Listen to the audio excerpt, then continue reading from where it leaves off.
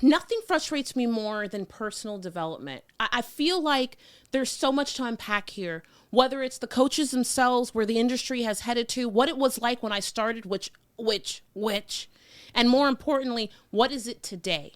What I know for sure is that there is something important to be talked about when it comes to personal development, because that's the only other bucket outside of religion that people have to go to grow, to get better, to find themselves, to find the answers, to heal from trauma, to deal with self. But what happens in a world where personal development isn't so focused on developing the person, but it's infiltrated by something else? This conversation is long overdue. And if you have questions about the personal development industry, if you have been sitting close and far and wondering, I want you to sit into this private conversation with two veterans in the space as we walk through what is personal development? What is personal development? And what the hell do we do next?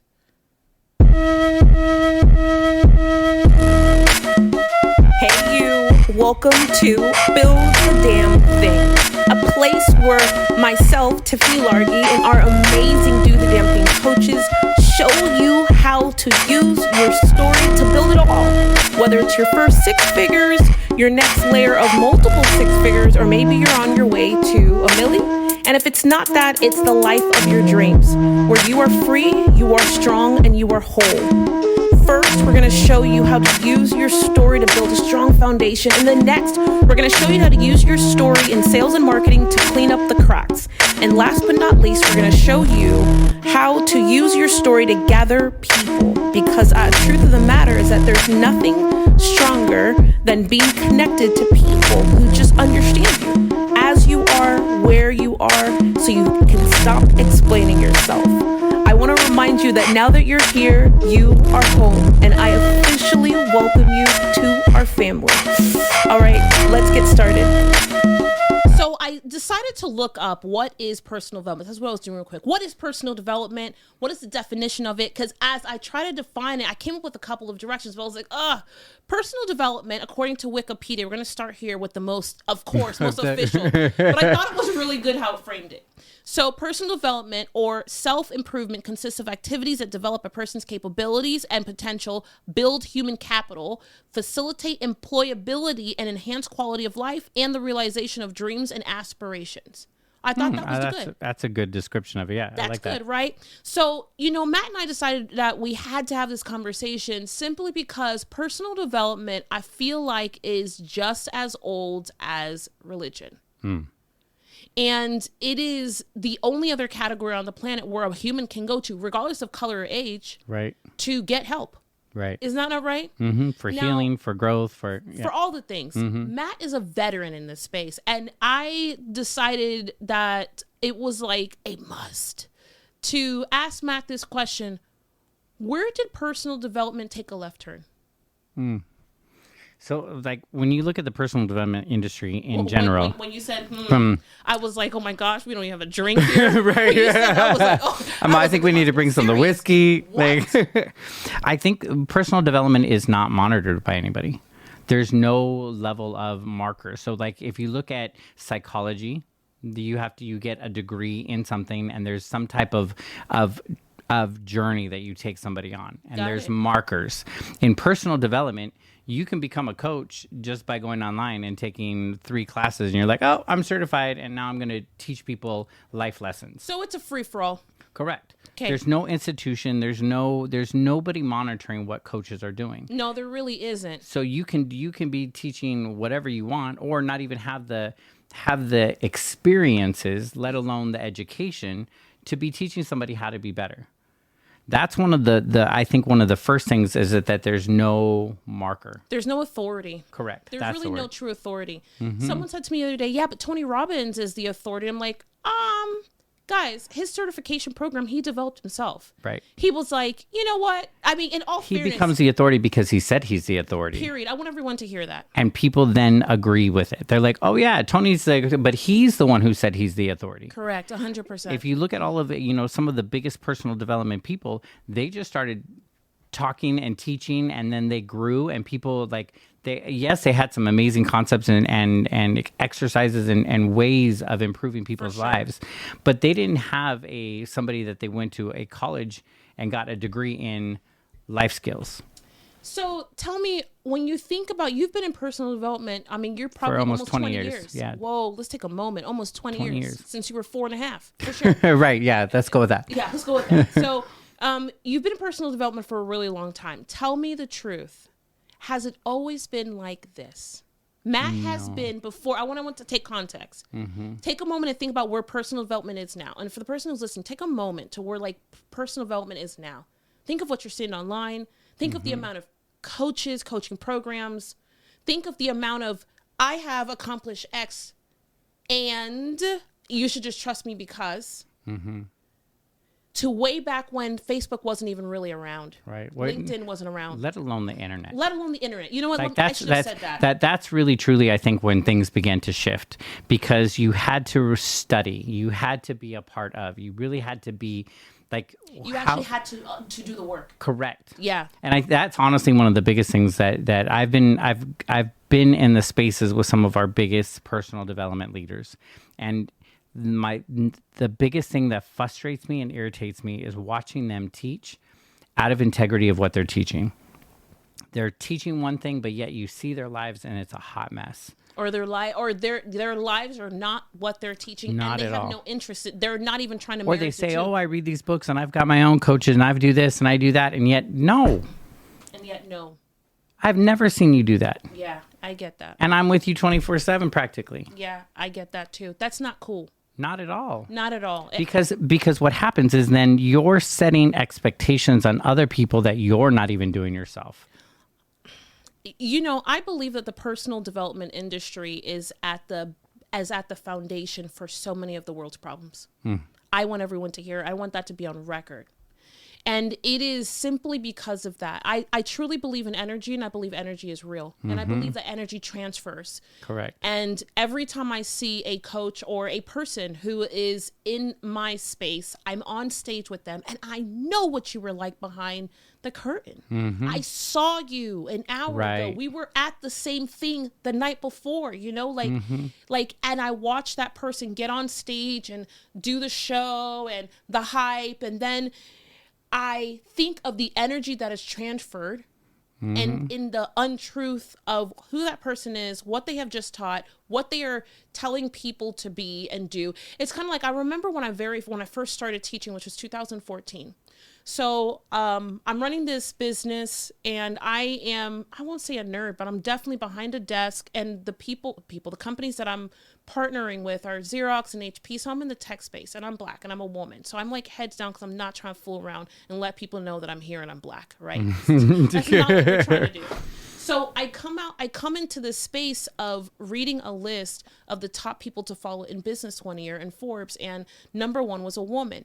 Now, this is 2014. I'm super fascinated by it, but when I go and I pull my iPad and I look up the lady's list, and I'm like, what is she teaching? I couldn't process what I was looking at. All I saw was a website, and she looked like she was teaching business owners. And I'm like, is she teaching business owners? And at the bottom, there's a book. I see the book. Now, I click the book, it takes me to Amazon, and I begin to be introduced for the very first time to this world called the coaching industry. What was real for me was that I really found a free-for-all, not of information, but of someone introducing this concept of, I have the answer, you don't have the answer, and you're less than, and if you can come up here, then you might be worth something. Right. And I had never really seen that outside of church before, you know, and it was very fascinating to me. I think it's the only reason why I started teaching in the first place. Now, I remember, I won't say the name, but I remember heading into an environment where there was a heavy play, and it was a personal development event, my very first personal development event, and it's 2014, and it's November, I think, or October of 2014. I head to this event, and I am baffled because I'm looking at a room where there's a psychological play on, you are less than, you sit in the back, you are worth more, you sit in the front, right? Berating people from the stage. and not berating. I'm sorry. I just got this word. Degrading, yeah. Degrading, but really putting people down. On people that are already weak. That are people that are already weak. And that's the thing about personal development is it calls forth the people that feel weak. Not that they are weak, but that they feel weak. And so they're looking for answers. So it's almost like you already know that this can be a potential victim. But they're looking for answers, but they're also looking for a doctor. Correct. Because it's not just answers. It's somebody to fix them. Or they're wounded. Right. They just need a little care. Right. But that's what, like, the people that take advantage, that are in the personal development industry, that take advantage of those people, they know what they're doing. They make me sick. And the thing about it is that it begins, there are so many people that are out there that truly do want to make a difference. And they go through and they water down, they give a bad name to the coaching industry. And that's kind of what started this conversation. Was I was talking with somebody and I was like, oh, they said coach. Yeah. And I was like, I hate being a coach. Not that I hate coaching. Yeah, yeah. I hate that the word coach attached to it, because it has such a gross, icky feeling now. It used to mean something. It used to mean that you were truly making a difference. But there are so many people that are taking advantage of others, that are more concerned about the bottom dollar than they are in actually changing somebody's lives. They can have somebody in a program for 3 years and that person never have a win. That person at the end of the three... they know they don't have a win. Exactly. And they re-enroll them and they resell them. Oh, you know what? It's because you were in the platinum program. But if you were in the super diamond program, right, you would have gotten that answer. The reason why is because you weren't... The first 100,000 wasn't enough. Or they only give them enough information until they can buy the next program. You know what it's like for me? I'm going to tell you the truth. So I go to this, and I'm thinking about 2014 because this is really when I think I began to get like seriously sick. I'm watching this entity teach other people how to build a 7-figure business. Now, I built a 7-figure business, brick and mortar, did not do it online without a funnel. But it didn't change the fact that at a minimum, I knew the basic formula for how to build one. And I'm listening to this show of this show, period. And all I could see at the end of this was, it's like, here, you want to make a cake? Okay, no problem. The person comes because they're so excited about making a cake. And the person on stage, and mind you, I want to say that this is not a one-off. I then saw this over and over again. It is what forced me to go and stop what I was doing, make a right turn, and head into personal development to do the damn thing. It is the sole reason, because I got sick of it. And so the person says, oh, you want to bake a cake? I know how to bake a cake. I know how to bake a great cake. And then they're really excited. And then what happens is this. They go, okay. They look, that wonderful person who wants to bake a cake, they get there, they get to the event, they get to the experience, and then they're like, oh, yay, I have vanilla here, I have flour on the table, they have given me everything, they have shown me the formula, I got vanilla, flour, there is cinnamon over here, chocolate, yay, and they're looking at all these ingredients that are on the table. So when I was listening in, I'm like, wait a whole heck of a second. But there's no eggs. You cannot bake this cake without eggs. The cake you're describing cannot be baked without eggs or an egg substitute. On the table, there is no eggs and there is no egg substitute. There's also no milk. Why is there water there? And what happened and what happens is that the person, to the people who you're talking about, the person knows that the cake cannot be baked without the eggs. Right. They are 100% aware before they sat the person down, before they invited them to come. They knew it, that the average person needed the right size eggs, that they wouldn't be able to maneuver through it. But you know why they did it is so that the person continues to stay sick. It is like Eastern medicine versus Western medicine. Right. They stay sick. They re-enroll. They sign back up. They continue to come back, and that is exactly how, that is the only way that person begins or is able to maintain their superiority, their false superiority. Let me repeat that. False superiority. And they're able to continue to convince the world that they have accomplished something, when the truth is that they have only accomplished by preying on those that feel weak at that moment and taking advantage and exploiting their weakness. It is you, the person, who only cares about the person as long as they're willing to make their next payment. That is everything that personal development is not. Right. It is just like the pastor who is going to pay attention to Betty Sue's sister Ann as long as she continues to tithe. And then he only calls her when she stops tithing for the 4 months. Right. What kind of bullshit is that? Yep. It is the most frustrating thing to me. And more importantly, I believe wholeheartedly that there are so many people right now at this moment who know how much wrong they have done, and their only thing they know to do is to keep going, because you can't fix it. Right. And I'm sure you know what I'm talking about. Like at some point in the journey, they were like, oh shit. Right. So that person is looking at the table. They're so stupidly excited. They're like, oh, I'm going to make this cake. I'm going to make this cake. They get started. They go back and, they're mixing the stuff, and then they put it in the oven and they wait. They open the oven and it doesn't come out right. And they're like, man, I'm trying everything. Nothing frustrates me more than looking at that person who calls themselves whatever, a leader, a coach, and they're looking at that poor person trying their best, spending their dollars. They know that they took it out of their 401k or equity out of their home, and then they willingly let them make the next payment and take out a cake that nobody can eat. Right. I feel like there's a special place for y'all. It's sad because those people in the people that I have seen really came into the industry with a pure heart and with a pure good intentions.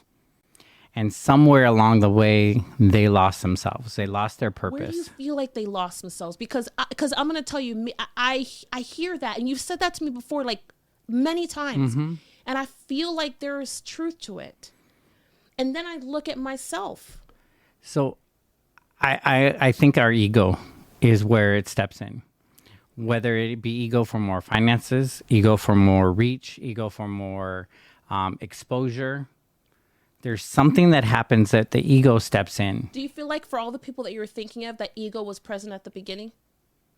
I think we all have some sense of ego. Yeah, everybody does. But do you feel like when you think of those, like think of the top 5 on your list in your head, don't say them out loud. Right. Do you feel like, do they go, I love being on stage?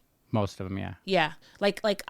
Yeah. Part of it is they had some, I'm fed in this way. Yes. Yeah, I get that. I understand that. And then ultimately. And then you can get lost in that. Exactly. If that becomes what your driver is, then you're more attached to, I need this attention, I need this thing, versus making a change in people's lives. That's why I always say, in the space of social media and engagement and interacting with people and just connection in general, you should be giving some of your best shit to everybody. Every single person. Like, stop trying to hide, I'm not going to tell the whole recipe. I'm only going to tell a little bit of this because I want them to sign up for the program. Fuck that. Excuse me.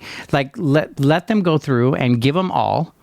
Let them go through and consume, have a win, and they're going to want more. Let them go and have a win, and then they want more. I 100% believe that you should give everybody the best of who you are for free. Yes. I don't believe in hiding it behind a program or a course or any of the above. And the reason why we don't do that, or why some people choose not to do that, is because they don't have enough confidence in the fact that, do I have more? If I give them all the best, then what's next? If I give them all the best, then what's next? So let me ask you this: where do you feel like the greatest opportunity is? Before I say that, I believe that their personal development is needed more than it was when I entered the industry. I really do believe that. I believe that personal development is needed more 8 years later than it was when I entered. Right. And I think that it's like not just post a pandemic, but post a world of people having to be isolated and face themselves. We are the only generation right now, right? Like the one before us didn't really have to face themselves in this way. Right.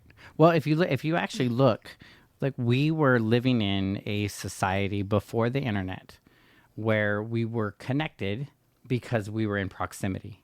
Yes, that's correct. We were connected to our church. We were connected to our family. We were connected to people we went to school with, the people in our environment and our neighborhood. We were connected with them because of proximity. Yeah. Then all of a sudden we have this thing called the WWW, World Wide Web, that opens up the world, communication, and learning information and seeing other different ideas and all of this new exposure opens us up to this. And then they want us to be connected. The web was created for us to be connected, but yet it brings us all apart. It does bring us apart. Because now we're being exposed to information that maybe we wouldn't have heard about till months later by the time it got on the news and we read the newspaper.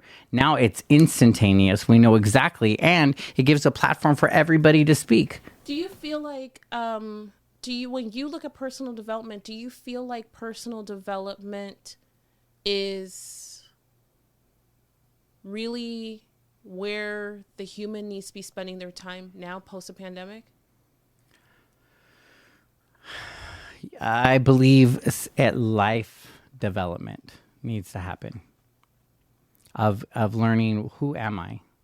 One, getting connected with self, but also learning to reconnect with humanity. I think because of the pandemic, because we were forced to be by ourselves, we were forced to disconnect from family, forced to disconnect from friends. But it's not just a pandemic. But that was a huge shift. I think the whole world changed when that happened. The pandemic and Black Lives Mattering. Yes. Right in the center at the same time. And both of them were designed to separate. And they did. Successfully. Yeah. We were both. Oh, right. Yep. Yep. Yes, they did. And like, he's still off the list. So Matt's like, not but when you think of and to me, when we talk about like spirituality and stuff, there's this darkness that is in this world right now. It's always been here, but it has more power now. It's like running rampant. Yes. And I can feel it and touch it. Yes. Yeah, for sure. I feel and touch it in all types of areas. And everything. I feel like personal development, though, is like a petri dish for it. Because it knows, and you know why? Because that's where those, I hate to say that are weak, but those that are not as strong gather there. It's just like when you think about how like darkness feeds off of our hurt, it feeds off of our fears, feeds off of our worry. The more worried you get, the more worried you become, because that's all you're focusing on. It feeds off of that. Mm-hmm. So when you collect a group of people that already feel weak, they feel like they're lacking of something. Yep. That darkness is going to then feed off of that energy and be like, oh yeah, you're not good enough. Yeah, you're not. Why are you even trying? That dream, glass. Right? Yeah, for that sure. dream. Listen, you screwed up all those other times. What makes you think you're going to do it this time? Absolutely. It feeds off of that energy. Now, personal development is great because I'll tell you, one of the first books that I read, and I recommend this to anybody at any point, is The 4 Agreements by Don Miguel Ruiz. 4 really easy steps on principles on how to live your life. Those 4 steps were the very first personal development book that I ever read that changed my life and made me realize, I have more control over my life than I'm giving myself credit for. It is also actually the book that began to bring me back to God and spirituality. What is it called? The 4 Agreements. I've never read that book. You've never. I'm gonna buy you that book. I'm gonna bring it for you. It's gonna be on your desk. 4 Agreements. By Don Miguel. Don Miguel Ruiz. Don Miguel Ruiz. Yes, he's an amazing man. His son is amazing. I've got to meet him multiple times, and every time he talks, I just like. But they're 4 very easy, basic principles to live by. It'll take you literally less than an hour to read the book. What? The book is like this thick. That's why you love it so much. Yes, because it's easy. Yes. I'm just kidding. I respect it. But honestly, It's a game changer. it's what changed my life and made me realize, like one of the first things in there is don't take anything personal. Like we go through and you might be in your own thoughts and all of a sudden you do this look like because of your own thought in there, but you just happen to glance at me as you're making that face. And then all of a sudden I'm like, what'd I do? Yeah. She doesn't like me. She's thinking negatively. Do I got a booger in my nose? Like all kinds of stuff. Correct. But it had nothing to do with me. Mm-hmm. it was all on you. So, but I'm taking it personal. Yeah, I get that. 100%. The other thing is, don't make assumptions. I made an assumption that you don't like me because of the look that you made, but now I'm all in my thoughts. All my negative chatter is, it's like I turned up the volume from like 2 to 10, and now all of that's blaring, and so now all of these things are going through, and it's stopping me because of something that I made an assumption based on what you did. So, Matt, I really like the fact that you introduced this book that allows you to do something in an hour. You know, it's like in an hour you can actually make a new decision, but in an hour you can get started. It took me to a moment I never knew in a million years that I'd even see personal development. But I was asking myself when you were talking, when was my first development moment? And there was this guy that I worked with, and we really didn't have a close relationship, but we had close enough where he felt comfortable to one day I was in a car and I had a really bad day. I was in a car with him. We were riding to an account in Miami and we were on US 1, and I got a call from my ex-husband, and he was yelling on the phone and saying all types of crazy things on this phone. And I was mortified because you could hear it. You know that call, you can hear it. And so I'm like, oh, well, I'll talk to you when I get home. Like, right. you know, but I hang up the phone, and he's quiet, and he says to me, he goes, you know, you don't have to live like that. And we had never crossed that. So I was kind of like, and I kept it lit because I didn't want to confirm. Right. I wanted him to be in doubt. He drove me to Barnes and Nobles before he took me to my car, and he bought me Think and Grow Rich. I always think about that day because he walks inside and he's like, hey, we have to stop and go get something. I think we're going to get something for the account. He walks to this area I have never been to called personal development, and I never went back for a decade. So I don't want anyone to think it was like the start of something new. I read that one book and it was like, I got power. Right. Concept. Right. Here's why I'm saying this, because Matt is talking about his moment. I'm talking about my moment. Here we are. Matt has been running this game on really leading in personal development for almost 20 years. I've been teaching for 8 years, but I've been in the space of developing people for almost 20 years because I ran a business for 12 years and I employed tons of people who were the least likely to get hired. And what's true for me is that what gave Matt the right is the truth in his energy of him actively pursuing himself and the person. Right. Even though it took years to kind of get it right. And we're still getting it right. That's part of the journey. And I think in personal development, there's never a final destination. No, there's not. And it's growth. And one of the things that when we grow and we expand, there are going to be moments where we're going to bounce back. We're going to have a time like we can make 5 steps forward. And yes, there's going to be a time that all of a sudden that negative chatter is going to overtake us. We're going to start to go through and get back into some of the old habits. But what personal development does, when you're learning and you're applying and you have the right tools, you're able to bounce back and to get yourself out of that faster. Being able to go through, wait a minute. Do I really believe this? No, hold on. That's not true. But I think that there is going 5 and coming back, but I actually think that it's like in a different house. Oh, yeah. Because when you get to the pinnacle, your story, right? It's like you can't go back from that. Correct. Well, you have new learnings and you have new skill sets. Like you never go back to the same. It's like a rubber band. When you think about when you first get a rubber band, it's nice and tight, and then you begin to use it and you expand it. A rubber band, once it gets expanded, never goes back to its original size. Yes, I agree. I think what I'm saying is that I agree. I think where I'm landing is that for me, I feel like the person, you know what? The person who gets into personal development, or the people who you say get lost along the way and those pieces, I feel like the missing piece is that they were either never whole or are not whole at this moment. I feel like it's story. Because I feel like once you get to the part of owning your whole story right. in its truth, not telling that story. Right. I feel like you kind of leave that place and go to another. It's almost like picking up a different size rubber band. Right. Like you're in another category. And I feel like those, like so many people in personal development actually don't know their story.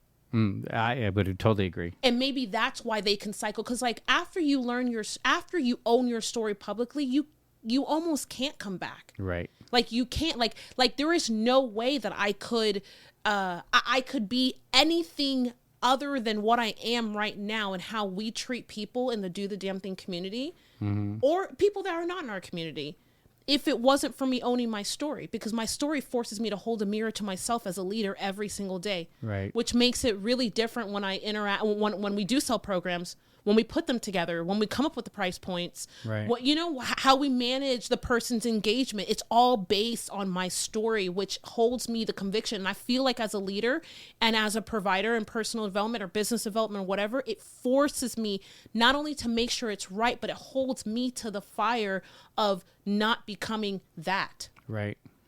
And I think that's the difference between you in personal development and some of our other personal development leaders. They forgot that part. They forgot the heart. They forgot their own story. They forgot their own journey. Maybe they never got to own it all. That could be. But I also believe that there are people who they just forgot where they came from. Yeah. They're like, we on Dr. Phil now. Right. You know, they're right. Yep. Literally. I feel like, and they almost have become disconnected from themselves. Mm-hmm. Yeah. So where do we go from here? So number one, every person, I believe every leader in personal development has like we have an opportunity here to do this thing better. Yes. And I think that's why it's so important for me to talk about this. We have the opportunity to actually heal the world. Like outside of religion, which has ... right? Don't get me started on that.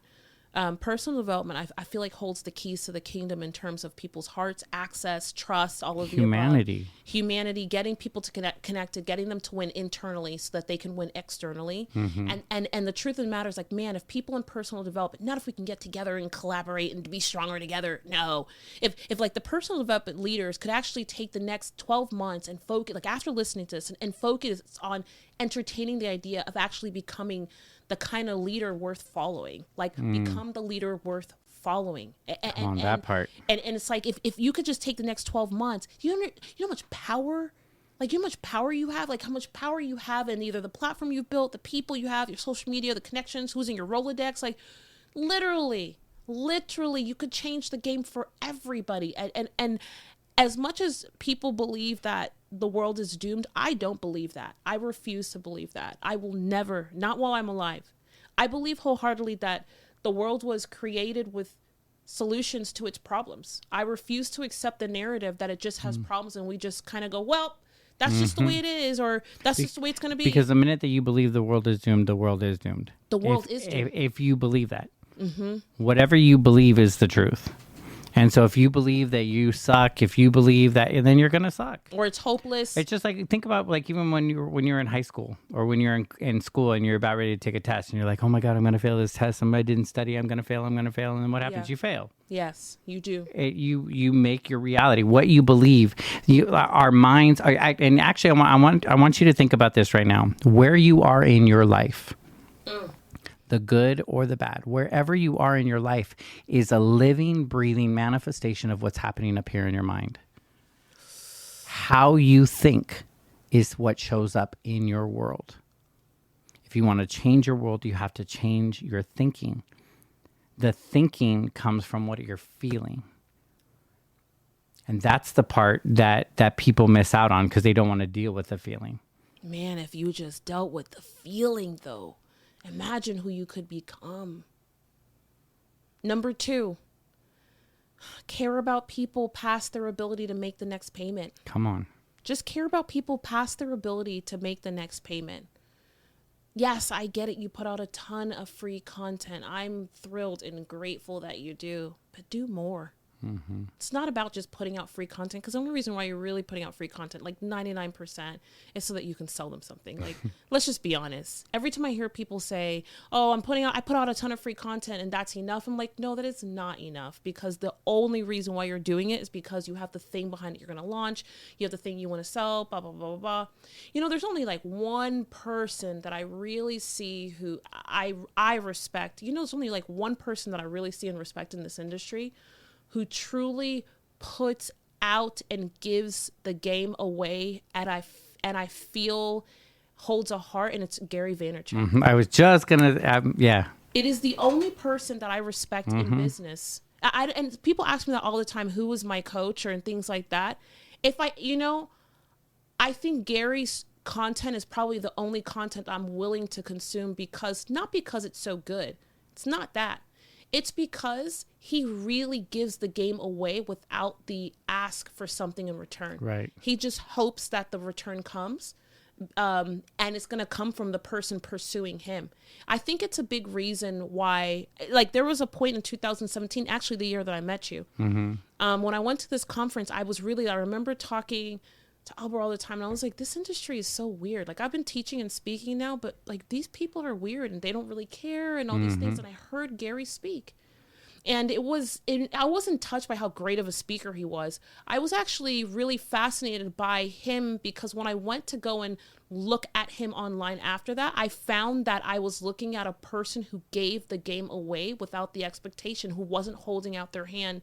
Right. That moment, the moment after, it's actually I feel like Gary is 100% responsible, holds part of the responsibility for me making a decision to do things like night school and just give like the whole answer and the whole strategy, because I was like, he's doing it and everybody else is not, like everybody else wants to be paid for it, but he's doing it specifically not because he wants attention, but because he's like, let's just be good humans. Right. Hey guys, let's be good humans.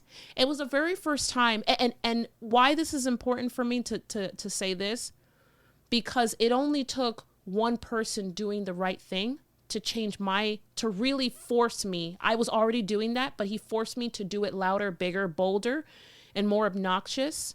And look at the amount of people we've touched. The amount of people who've never bought a product or service, who are living way better lives, who I am believing with all of my body that in their communities and worlds they're impacting. And I only know that happens because I get letters and emails and notes of what's happening. It's like, personal development leaders and people who are not coaching yet and who have a dynamite solution to problems that are on the planet, you're the most important people for me. I believe wholeheartedly to the leaders who exist today, who I know have the capacity to be or do more, and to the people who have not coached yet, who are going, can I really help people? Can I really impact people? I'm like, you guys you're my heroes. You're the answer. Right. You're the answer. You're going to actually be the ones that are going to touch others that the big names will never get to. Correct. And that's it. And they need to be touched. Right. And they need to be helped. Right. It's not just about John and Mary. It's about those kids in that house. It's about that son with cerebral palsy. Like, one of my biggest things is I think that we need to have emotional literacy, emotional healthiness taught in schools. We teach all of the other literacies. We teach math. We teach science. We teach stuff that we're never going to use, but yet we don't know how to manage our emotions. How do we expect a child to be successful in school if their home is in chaos? They leave a space of chaos, and then they come to school and they're expected to learn and to absorb information when they're tired because they didn't get enough sleep.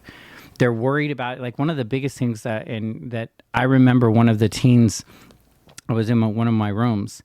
He had came into the room. He was all sweaty. He was late for showing up to the workshop, and I asked him, I was like, what happened? He goes, I had to get the bus, and he told me about the 3 different buses that he had to take to get there. He said, but I was afraid to leave my house. He said, I stood across the street and watched my mom because I was afraid her boyfriend was going to beat her. This young man was afraid to leave his mom to go do something that was going to better his life in our workshop, teaching emotional literacy. He was hungry for that. Yeah. But yet he had to make a decision. Am I going to leave my mom? Yeah. Or am I going to do this? Imagine that same decision in, am I going to go to school or am I going to protect my family? That's wild. And yet we're going through and we're not teaching them, how do you manage those emotions? How do you put words to your feelings? How do you learn to really take accountability for the choices that you're making?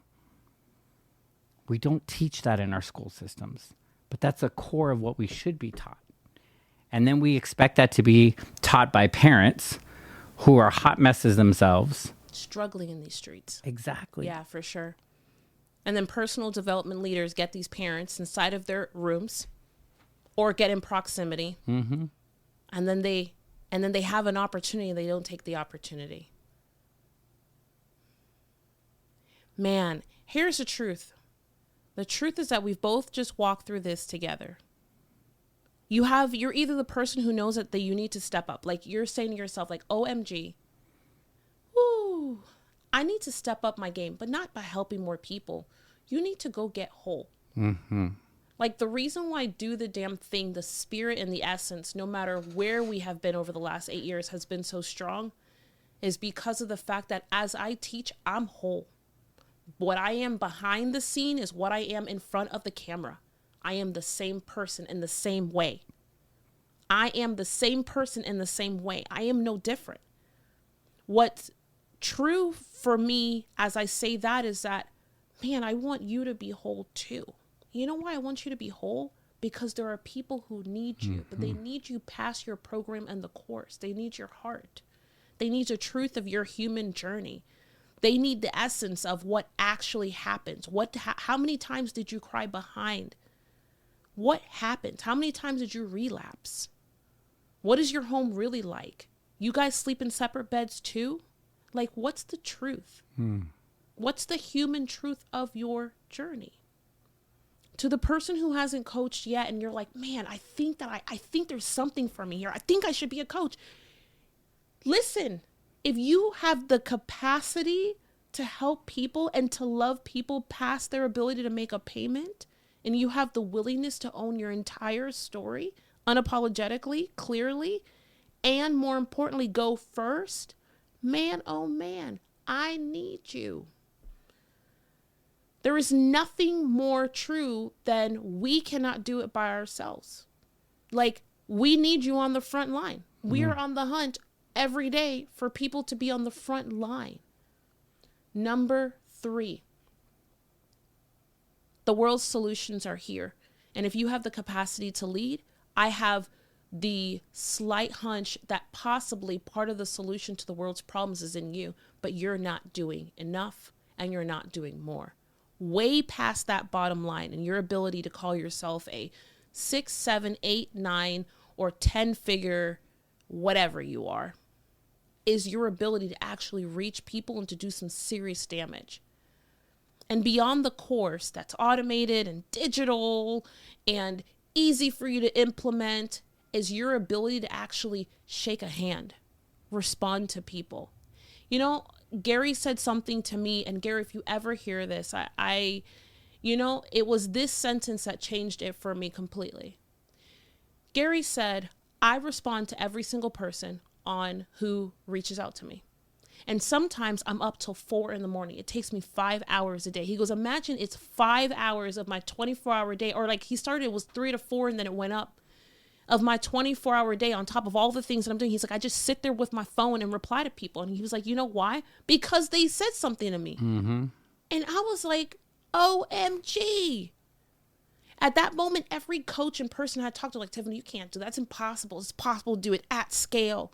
And I was like, is it really impossible to love people at scale? No, it is not. It is not impossible. It is only the willingness. And I was like, this guy is responding to people one by one until and I will 4 tell or you, 5 in the morning. as somebody who's texted him and got a response back, I was like, is this really you? And he's like, yes, sir, it is. Yes. I was like, wow. Amazing. The truth of the matter is that I don't know what your more is, but I am literally calling out the industry, and I'm putting in a personal request because there's a capacity for you to do the damn thing bigger and broader than you've ever done before. Number 1, you have to own your story.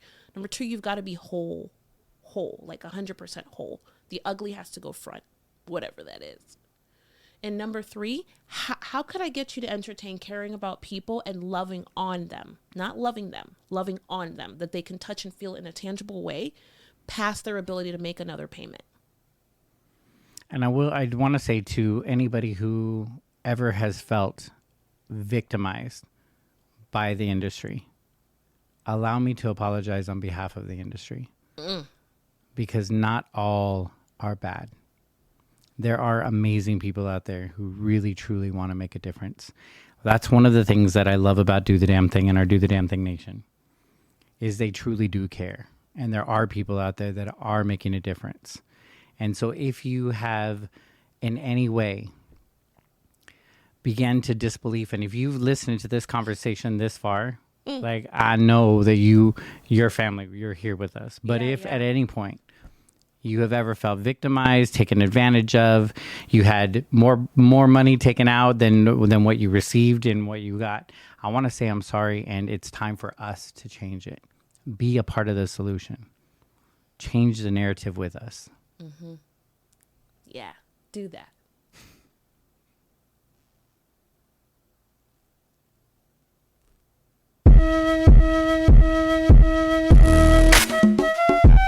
I hope that episode was amazing for you and you are closer to building the damn